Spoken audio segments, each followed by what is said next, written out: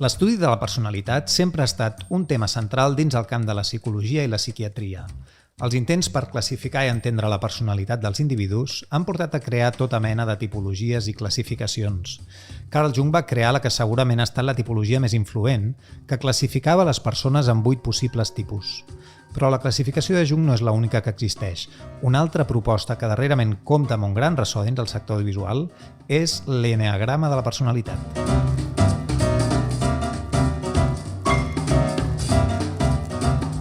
Entre les dècades dels 50 i els 70, Óscar Ichazo i el seu deixeble Claudio Naranjo van popularitzar l'enneagrama de la personalitat, que sintetitzava aportacions de diverses tradicions orientals i occidentals.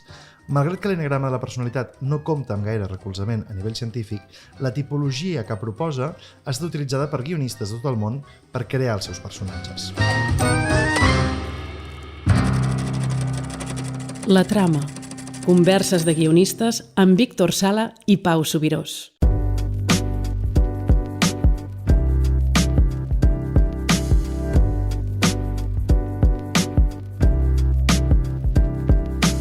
Avui parlarem de tipologies de personalitat, de l'enneagrama i de com podem fer servir tot això per escriure i crear personatges.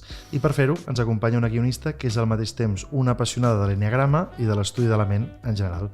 Marta Grau, com estàs? Hola, què tal? Com esteu? Molt bé. Pau, presenta'ns una mica la Marta. Molt bé. Mira, la Marta és guionista, és professora de guió, també és novel·lista. És una mica tot. Una mica tot. Tot el que sigui escriure personatges. Molt bé.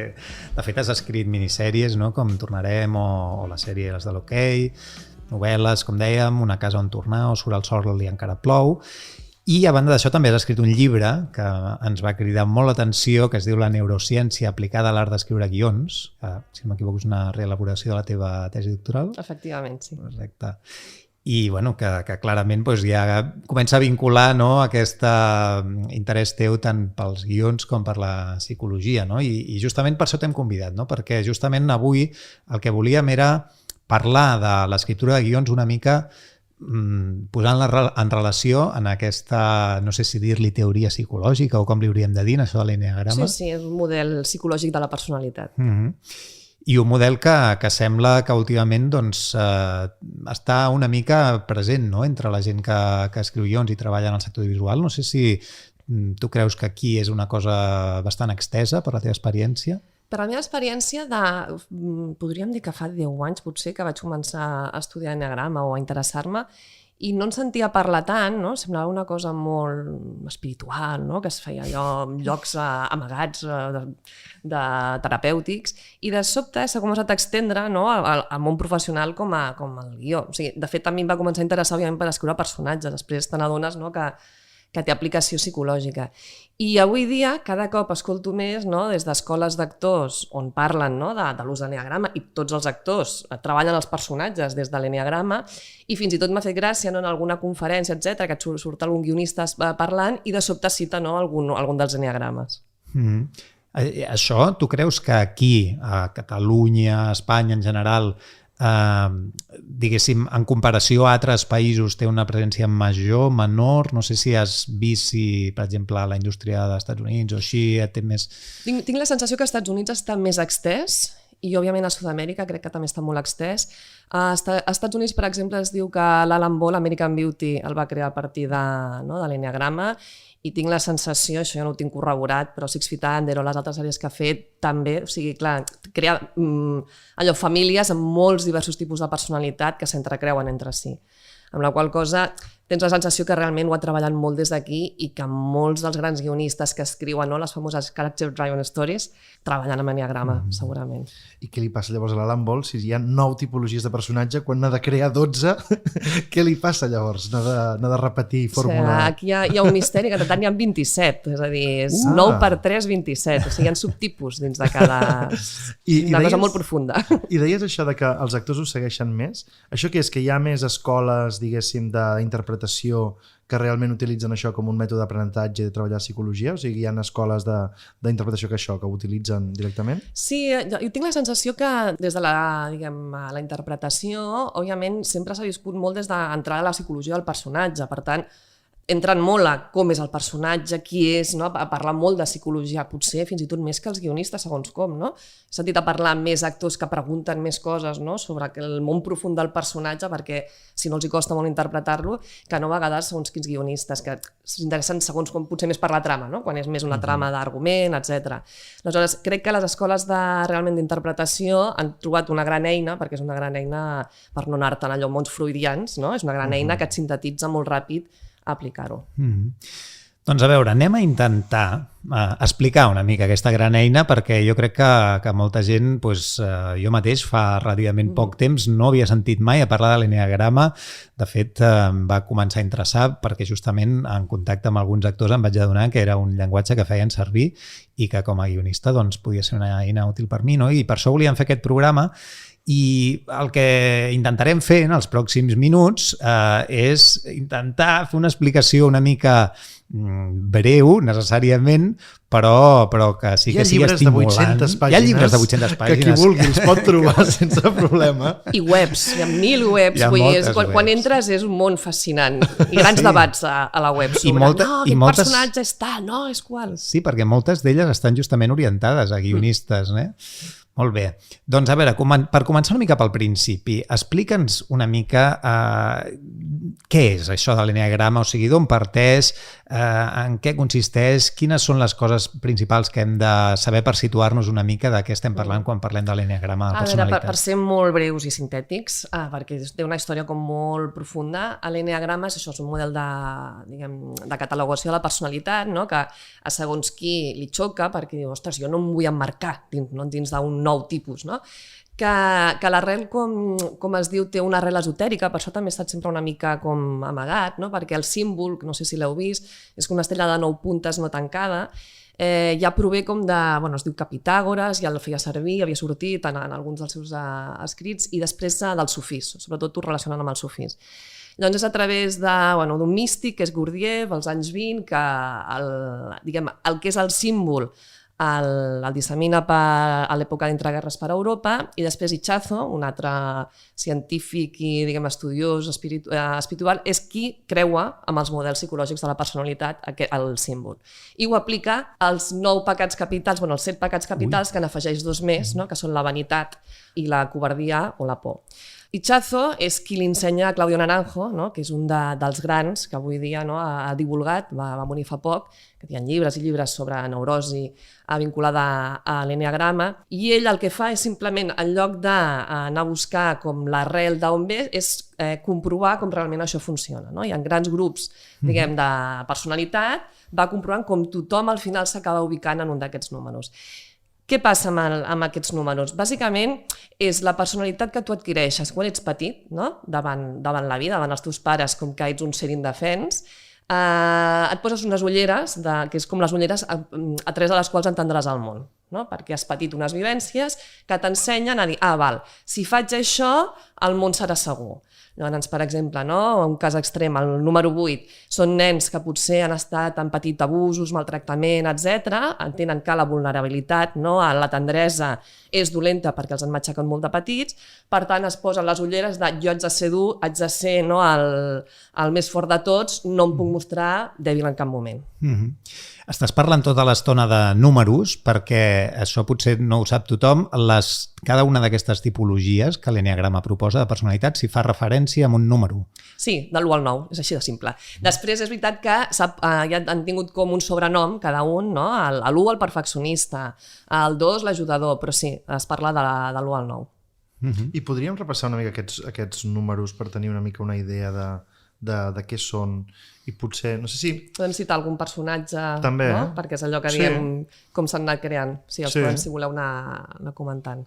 Doncs comencem per ordre. A veure, l'1, ara tu deies que se li sol dir el perfeccionista. A veure, què li passa als primer, per fer una petita síntesi de definició, aquests 9 es divideixen en 3 grans grups, que això crec que és important. Un que és el grup dels instintius, que tenen més relació amb, com es diu, amb l'instint, amb el cos, i estan molt vehiculats a través de l'acció. Un segon grup que són els emocionals i un tercer grup que són els mentals. Els emocionals tenen més a veure amb el valor que li donen a la relació, no? I el món de les emocions, i òbviament els mentals, doncs, com ho vehiculen tot a través del cap, no? D'entendre les coses i d'entendre el que passa. Llavors, entrant en el grup aquest dels instintius, el primer que és a l'1, el seu pecat capital és la ira, no? És com... Hi ha uns que vehiculen la ira i que sí que són agressius, d'altres no, que la reprimeixen.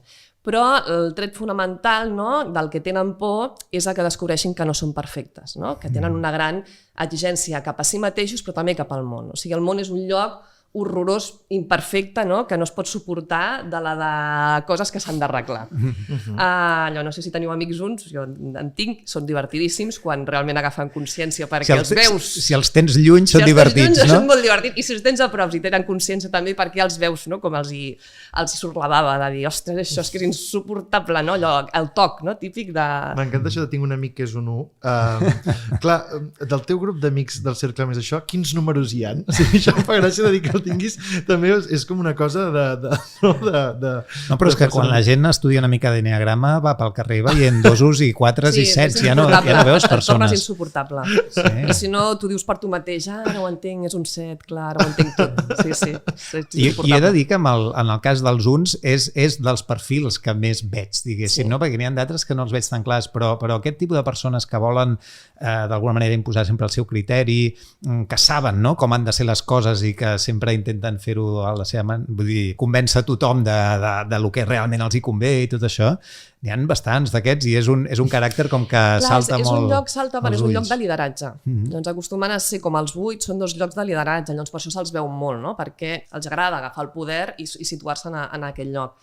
Aleshores, per exemple, no parlant de personatges, com aplicar-los, la famosa senyorita Rottenmeier, no? Seria lo clàssic per excel·lència, però des de la Mònica de Friends, no? Aquesta cosa de la necessitat que tot estigui perfecte endreçat, no? La gent que té una mica de toc vindria a ser un 1, i des de llocs, òbviament, cada número, per això és molt extens, quan ho classifiques no és una cosa molt acotada, sinó que hi ha una part més insana i una part fins i tot més sana. Llavors, per exemple, no? En el Rei León, el personatge del Mufasa, el pare, és també un 1, no? És la figura, o el Ned Stark a Juego de Tronos, són personatges que és la figura del pare, el patriarca, però ben entès, el que et protegeix. No el que t'està lliçonant tot el dia, sinó el que sap el que et convé. Bueno, també hi ha un altre tipus de pares, no? Perquè em va agradar molt aquesta sèrie de la Marcoll que es deia Matar al padre. Sí. De fet, vam tenir a la Valentina Bisso aquí en el podcast un dia confessant que el pare de la sèrie era el seu pare, i jo trobo que aquesta figura, aquest personatge és un fantàstic, no? I divertidíssim, perquè en aquest intent d'imposar sempre el seu criteri, en realitat no para de cagar-la i es excava una mica la seva pròpia tomba, no? Pel que fa a la relació amb els seus fills i de més, i per tant és un tipus de personatge que a vegades, ostres, et crea també una tendresa, no? A part de que en un moment donat el vulguis enviar a galeres. Sí, creus que hem de seguir per al número 2 o creus que hem d'anar per a l'emocionals i allò que havies fet la divisió entre 3? Sí, si voleu acabar amb els instintius, no? Vale. Que estem. Quin era el següent d'instintius? Quin seria? El següent d'instintius seria el 8, no? Que el gran pecat capital és la luxúria, que és com justament l'exemple que us posava abans, no? Aquest personatge que, diguem, s'ha dit a si mateix, per sobreviure haig de ser el més fort. Seria el personatge de Pablo Escobar, per entendre'ns, no? Tant a la vida real, perquè després podríem analitzar també personatges a la vida real, com a la ficció, seria aquest personatge que no es mostra dèbil en cap moment i que sempre són molt, molt impulsius tant a l'hora d'accionar com a l'hora de també, fins i tot a nivell sexual, no? Gent com molt dura, molt forta. Picasso es deia que era un 8, Vito Corleone, no? Com a personatges de ficció, que per això us deia també adquireixen grans llocs de poder, no? Perquè tenen aquesta majestuositat de dir aquí estic i d'aquí no passa ningú. Però llavors què diferenciaria especialment l'1 del 8? L'1 viu més reprimit, no? Perquè és com una mica, és la figura del sacerdot, no? Aquell que viu reprimit, que necessita arreglar però no es pot permetre. El 8 s'ho permet tot. O sigui, el 8, si es vol embolicar amb una dona, amb un home, va i ho fa. Mira, Lisbeth Salander seria un 8 també, Arya Stark seria un 8. Si es vol venjar, va i mata, o sigui, no té cap problema. Un 1 no. Un 1 aporta com l'energia més cap al cap, per dir-ho d'alguna manera, maquina des del cap. Ell vol resoldre les coses des del cap. Tot i que té una bola, tu quan parles amb uns, tenen una bola aquí a la panxa que sortirien, però no s'ho permet. En canvi, el 8 es permet l'acció, no? Que és matar, tirar un tiro o això, o tenir sexe. Potser l'1 té un criteri moral com més clar i el 8 senzillament és una búsqueda del poder a qualsevol preu, diguéssim, no? I aquí al mig hi hauria el 9, entenc, no? Entre el... I el 9, aquí ve una de les trucs, perquè és molt complex això de l'eneagrama. Dins de cada tríada hi ha l'anti, no? L'antinúmero, que és el que va a la contra. Aleshores, el 9 és el que va a la contra dels dos que us he estat explicant. En realitat, és un instintiu, però que no sembla instintiu. O sigui, aparentment, és un osito de peluche, no? Perquè és la figura aquesta de bondadosa, no el sap molt Tarly de Juego de Tronos, no? Que normalment són personatges rodonets, la Bridget Jones, que sembla que mai porten conflicte. Aleshores, clar, el que passa és que han adormilat aquest instint, no? Perquè no volen, diguem, causar conflicte, el que tenen por és a l'abandonament. Llavors, no volen causar conflicte ni marcar límits de dir, aquí estic jo.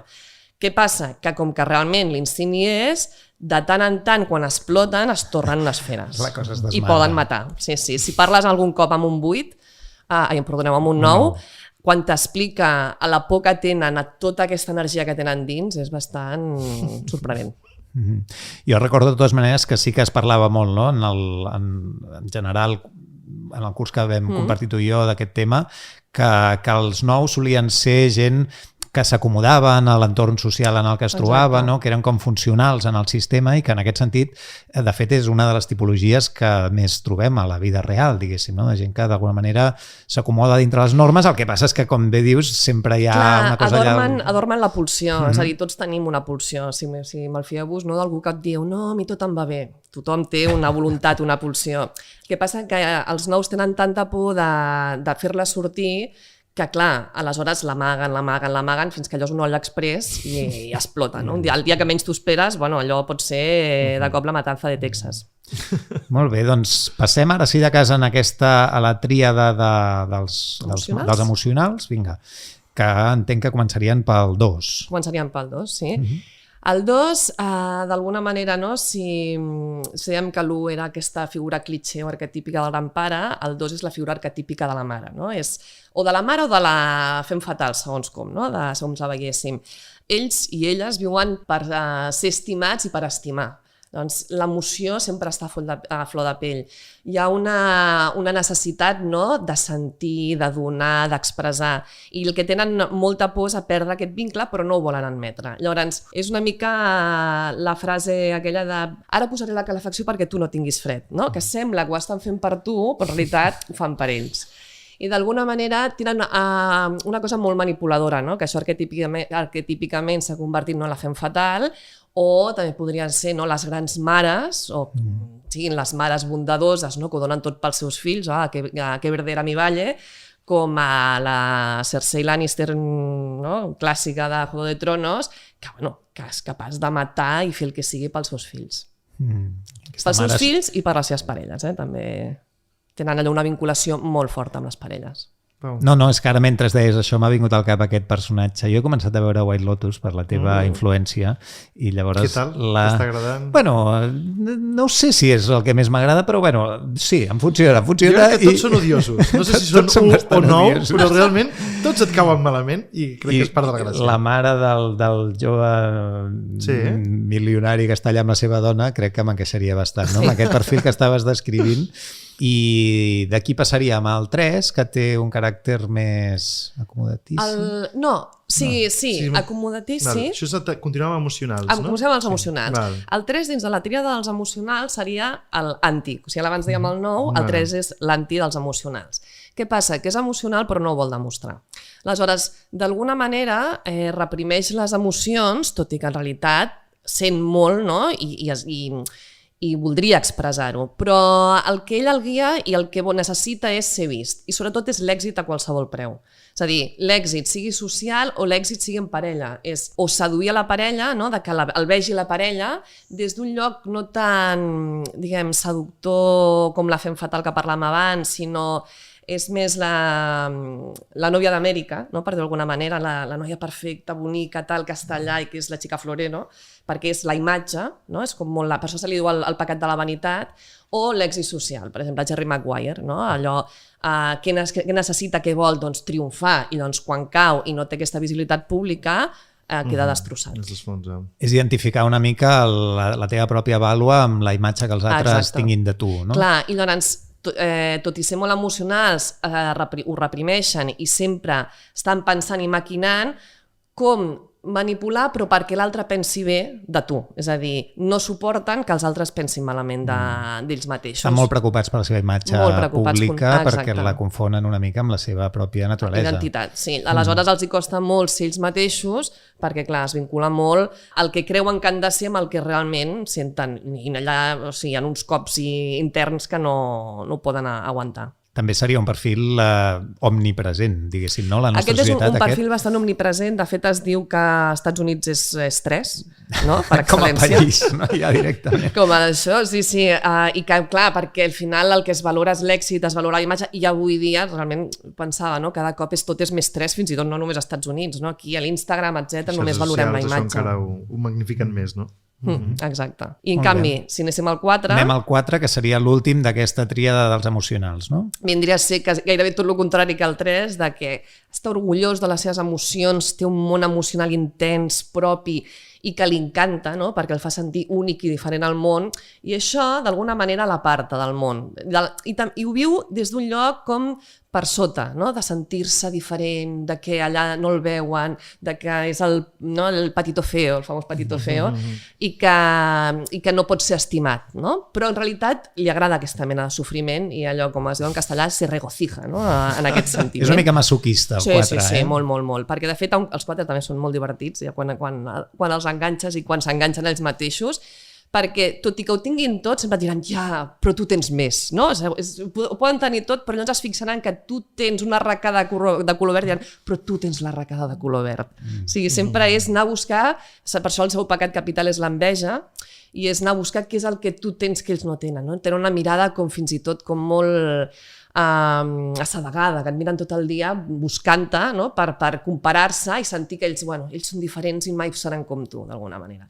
Llavors, com a personatges, no? Podríem dir, per exemple, que estem en Juego de Tronos, la Lisa Arryn, Eduardo Manos Tijeras, per exemple, seria un gran 4, aquell personatge, no? Allò marginal, tancat, però molt emocional, a diferència dels 5, no? que ara veurem, i la famosa Meredith d'Anatomia de Grey, que és un personatge que personalment no suporto, però perquè sempre és molt 4 i sempre està com molt dramàtica i sempre té problemes i tal, i sembla que mai no estic contenta, no? Sempre està com molt cap a dins. És una mica... Jo vaig quedar una mica amb la idea de que era el perfil de la imatge tòpica de l'artista una mica maleït, sí. No? Que d'alguna manera se sent ell diferent, li agrada sentir-se diferent, el que passa és que justament aquesta diferència el margina i el fa ser un ésser una miqueta al marge, no? Sí, l'artista romàntic per excel·lència del segle XIX, no? Doncs seria aquest arquetip, que ara no està tan de moda, per dir d'alguna manera. Sí, tendim més el 3 que el 4, no? Diguéssim, en general. Molt bé. Bueno, llavors ara el que ens quedarien són els 3 del grup dels mentals, no? Els que pensen. Els que pensen i que també són molt divertits perquè senten però els fa molta por sentir. Aleshores, ho porten tot al cap, no? I ho han d'entendre tot, i a vegades la vida no s'entén pel cap, no? La vida se sent i ja està. Els guionistes podrien encaixar bastant, no? Diguéssim, en aquesta franja o què? Depèn. Hi ha guionistes que són molt mentals i que alguns que m'he trobat, jo que estic més dins dels emocionals, clar, de cop et diuen, clar, però com ho escrius això? Dic, bueno, no sé, sento el que sent el personatge. Però com? Com sents el que sent el personatge? Això es pot fer? No, perquè, clar, intenten entendre des del cap, no sentir-lo, no? Llavors és una aproximació diferent al personatge, però, per exemple, els mentals són grans guionistes de trama, perquè tenen una rapidesa mental, per exemple, que els emocionals no tenim. O sigui, aquí cadascú, no? Està molt bé fer equips de guió, justament, on es conjuguin diferents maneres de fer i de sentir, òbviament, i de crear. Aleshores, dins dels mentals trobaríem el 5, no? Que és el mental per excel·lència, que aquest és el que té por a sentir directament, és a dir, ha tancat, no? El que és el món emocional, només funciona a través d'entendre-ho tot, per tant, tu li dius, ell vol aprendre classes de ball i el que farà és comprar-se 30 llibres per aprendre a ballar, no? O sigui, és una gran estratègia. És una gran estratègia. O vol aprendre, no? Vol saber seduir, una mica el personatge de Sheldon Cooper, no? Vol aprendre què és estimar o vol seduir i en lloc d'apropar-se a la noia es compra els 30 llibres per entendre, no? El manual del gran seductor. Seria el guionista que es compra 30 manuals de guió, potser abans d'escriure res. Exacte, sí, és molt graciós perquè, clar, sempre intenten acaparar, no? Per això el gran pecat és l'avarícia, acaparar, però acaparar saber, d'alguna manera, perquè no se senten suficients i que no tenen eines, no? Si no saben prou sobre algun dels temes que han de dominar. I això els fa personatges fonamentalment tristos en general o no té per què? No té per què. És el personatge també una mica del savi boig, no? Són personatges que van potser molt a la seva, molt independents, viuen molt aïllats del món, els hi costa molt relacionar-se. Per exemple, el Doc de Regreso al Futuro, personatges allò que estan en el seu món, però que amb el cap sempre a 3.000 per hora i que el que a ells els agrada és crear, però des d'un lloc molt intel·lectual. Molt bé. Ja passaríem al 6, no? El 6, d'alguna manera, és un tipus de personalitat que es diu més pessimista, no? Perquè el que té és por del món. O sigui, el gran pecat és la covardia, no? Que està associada a la por, i llavors veu el món com un lloc inhòspit, no confiable, que ha de dominar a través del cap. Aleshores, com es domina a través del cap? Doncs projectant les 1000 coses que et poden passar quan surtis al carrer, no? Llavors, si tu estàs amb un 6 a la platja i dius, ostres, potser perdrem el tren, potser ell ja ha perdut el tren, ja no ha arribat a treballar, la seva dona l'ha deixat, s'ha quedat sense la filla, sense la custòdia i tot perquè has vist que potser feu 10 minuts tard, no?, per agafar el tren. O sigui, és una projecció horrorosa de tot el que pot anar malament. Una mica tremendista i hipocondríac, també, no? Sí, exacte. Bueno, és la figura de Woody Allen en totes les seves pel·lícules, seria el 6 per excel·lència.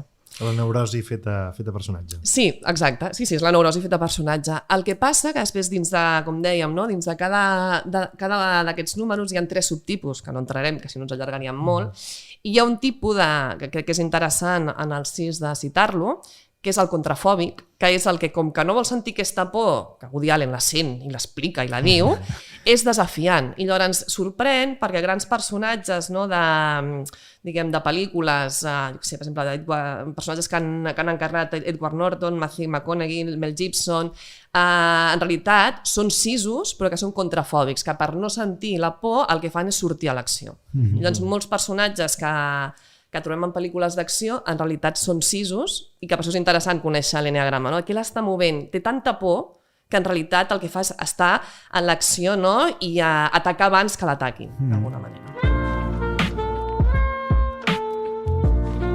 La trama, un podcast amb poc guió.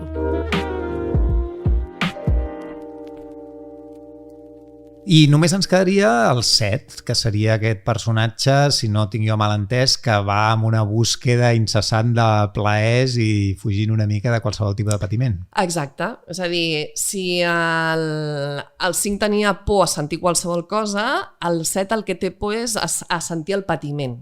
I, per tant, el que vol és només les coses bones, plaents de la vida, és epicuri al 100%, i per això l'únic que fa és projectar-se en mons il·lusoris, fantasies, projectar futur que tot anirà bé, i a vegades viuen en un món una mica paral·lel, no? Sense prendre consciència que a la vida també hi ha moments dolents i que s'ha de sentir, passar i seguir, no? Llavors el que fan és evitar tota l'estona aquests moments. Llavors, són personatges que també, no, el cinema i la literatura ens han donat grans personatges en aquest sentit perquè són molt divertits, són molt ràpids, molt àgils mentalment.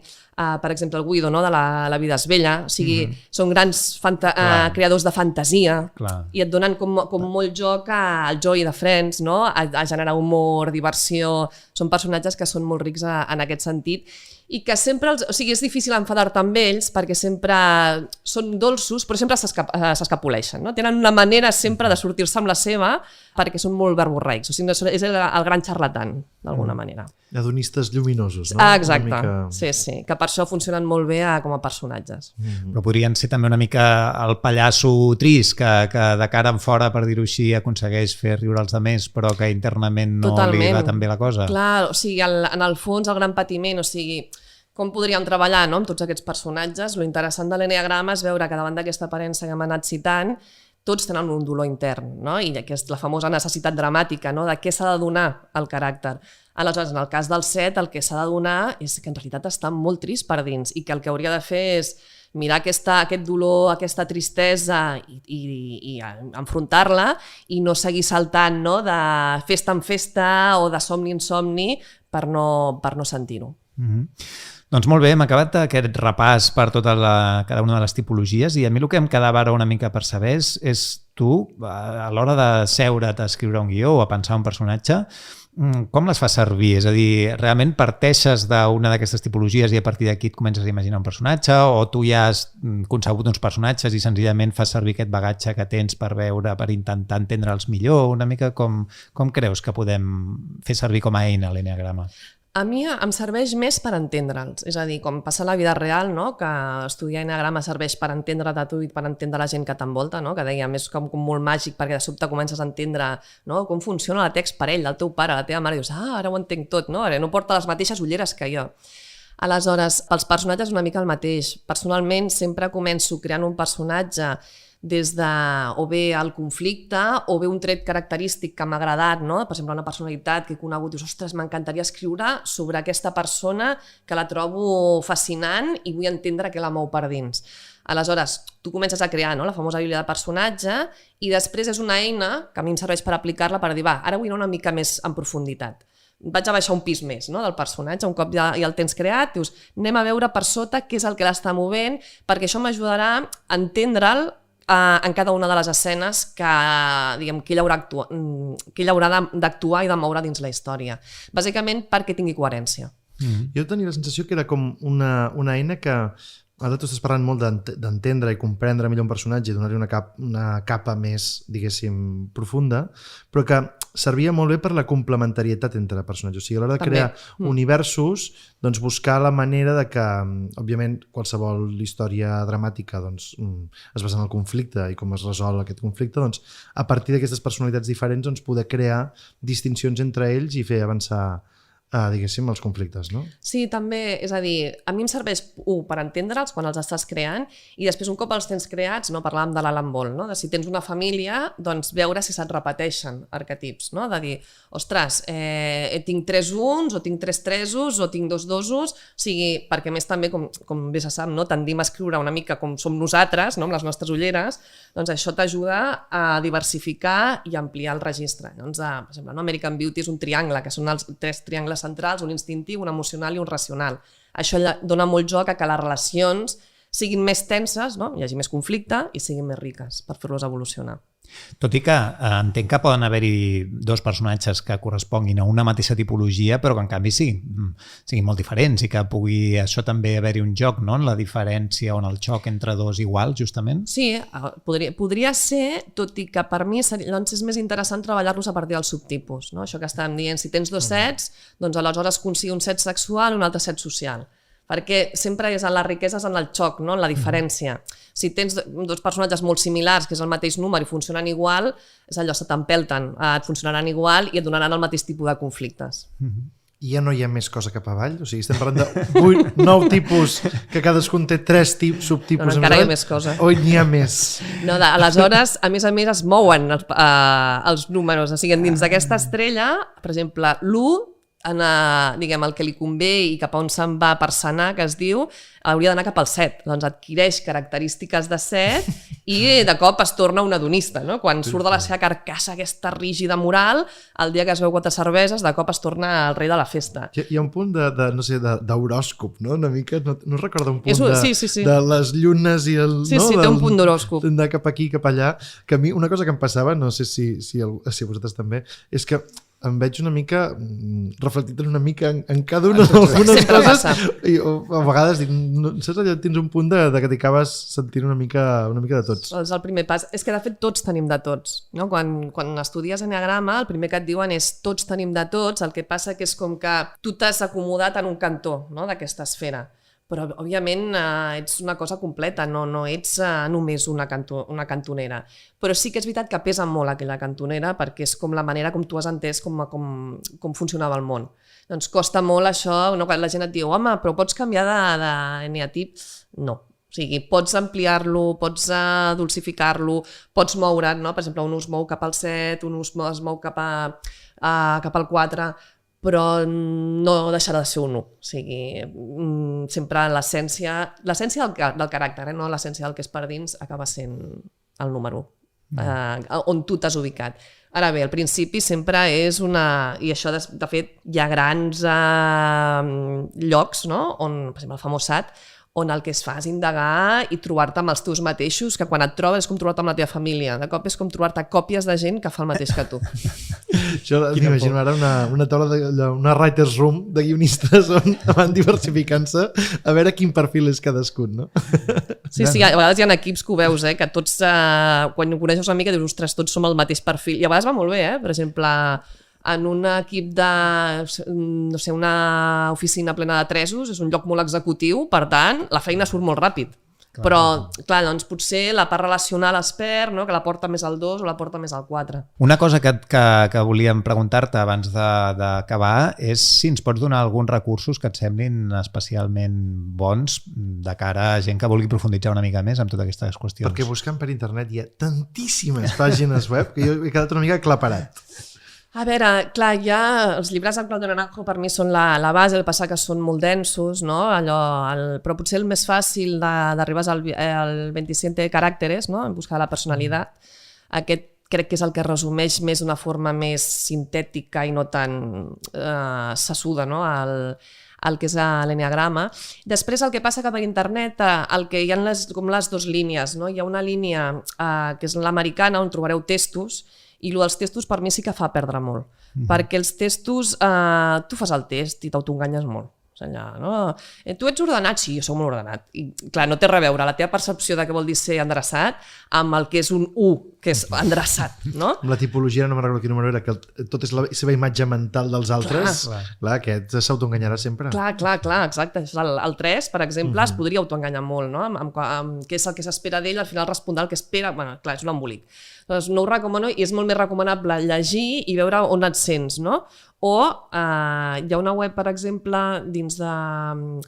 crec que es diu Psicòlogo Barcelona, que tal qual es diu així, que ell té tots els personatges, tot molt ben descrit, fins i tot té vídeos de personatges explicant en pel·lícules a sobre cada un dels personatges i crec que els defineix bastant i que hi ha molta informació, fins i tot pot ser abrumadora, no?, de la informació que hi ha, però pot ser un bon recurs. I per aplicar-ho al món del guió, creus que hi ha alguna eina o alguna manual que sigui més, diguéssim, concret per això, o creus que és la informació genèrica i que després ja tu t'ho adaptes?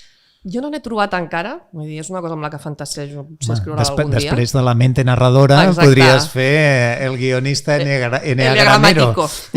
Sí, és una cosa amb la que fantasejo, perquè realment quan ho apliques exactament a guió te n'adones, no? Per el que es deia, què és la necessitat dramàtica? Ostres, és justament aquesta part inconscient del número que no desconeix de si mateix, com es podria concretar, què és l'art de transformació, no? Aquest viatge cap a la llum que té cada número. O sigui que sí que hi ha un recorregut a nivell de guió.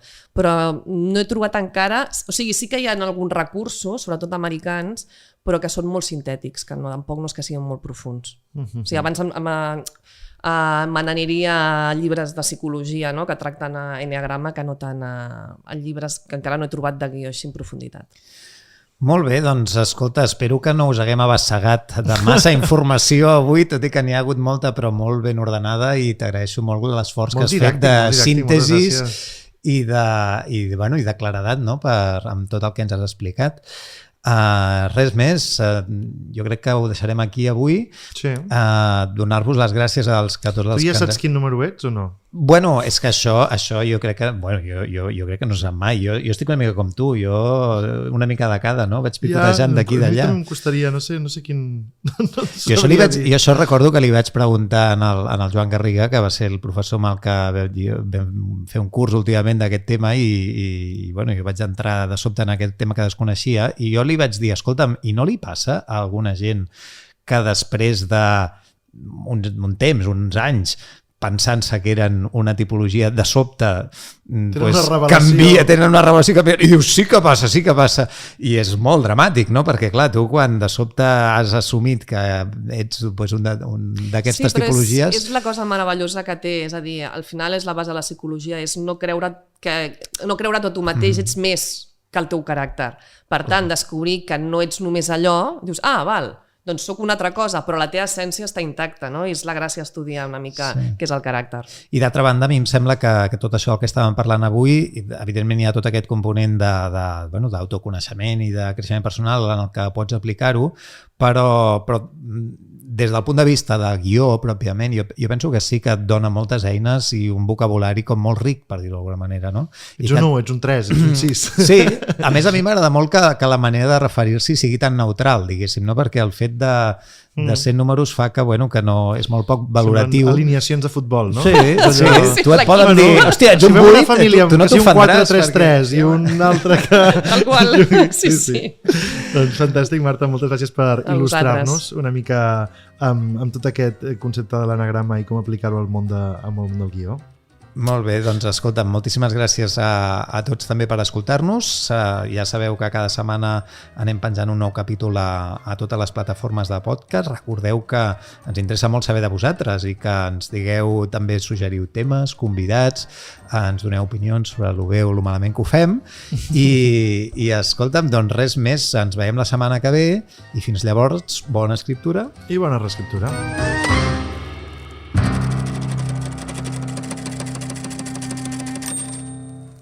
La trama la fem l'Albert Olai a l'edició, l'Alba Pasqual a la producció i el Pau Subirós i el Víctor Sala al guió, amb el suport de l'Institut Català de les Empreses Culturals.